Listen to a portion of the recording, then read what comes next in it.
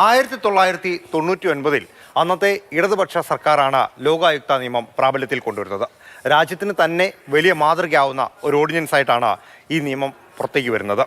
പക്ഷേ ഇത് നിയമസഭയിൽ അവതരിപ്പിക്കുന്ന സമയമായപ്പോഴേക്കും വിമർശനങ്ങൾക്ക് പാത്രമായി. ഭരണ പ്രതിപക്ഷ ഭേദമന്യേ എല്ലാവരും എതിർത്തു എന്നുള്ളതാണ് അതിൻ്റെ പ്രധാനപ്പെട്ട പ്രത്യേകത.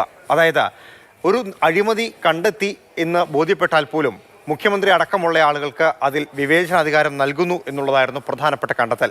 ഇത് കൂട്ടിലടച്ച അല്ലെങ്കിൽ കെട്ടിയിട്ട ഒരു സിംഹത്തിന്റെ അവസ്ഥയായിരിക്കും ഉണ്ടാവുക എന്നുള്ളത് ഭരണ പ്രതിപക്ഷ MLA-മാർ ഒന്നടങ്കം പറഞ്ഞു. അതിന്റെ ഭാഗമായിട്ടാണ് ചില നിയമങ്ങളിൽ മാറ്റം വരുത്താം എന്ന തീരുമാനമുണ്ടാക്കുന്നത്.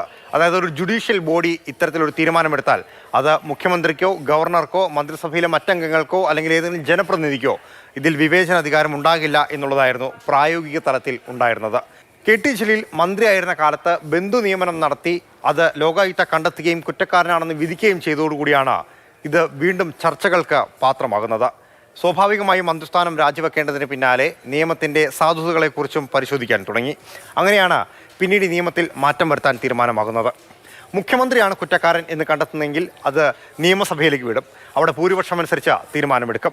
ഇനി മന്ത്രിമാരാണ് കുറ്റക്കാർ എന്ന് കണ്ടെത്തുകയാണെങ്കിൽ ആ തീരുമാനമെടുക്കാനുള്ള വിവേചനാധികാരം മുഖ്യമന്ത്രിയിൽ നിക്ഷിപ്തമായിരിക്കും. MLA-മാരാണ് കുറ്റക്കാർ എന്ന് കണ്ടെത്തിയിട്ടുണ്ടെങ്കിൽ ആ തീരുമാനമെടുക്കുന്നത് സ്പീക്കറായിരിക്കും. രത്നച്ചുരുക്കം ഇത്രമാത്രം. അതായത് കുറ്റക്കാരാണെന്ന് ലോകായുക്ത കണ്ടെത്തിയാൽ പോലും അവരെ കുറ്റവിമുക്തരാക്കാനുള്ള അധികാരം മറ്റു കൈകളിലേക്ക് കൈമാറ്റം ചെയ്യപ്പെടുന്നു. 1999 പറഞ്ഞ പല്ലും നഖവുമില്ലാത്ത ഒരു കടുവയായി മാറുകയാണ് ലോകായുക്ത.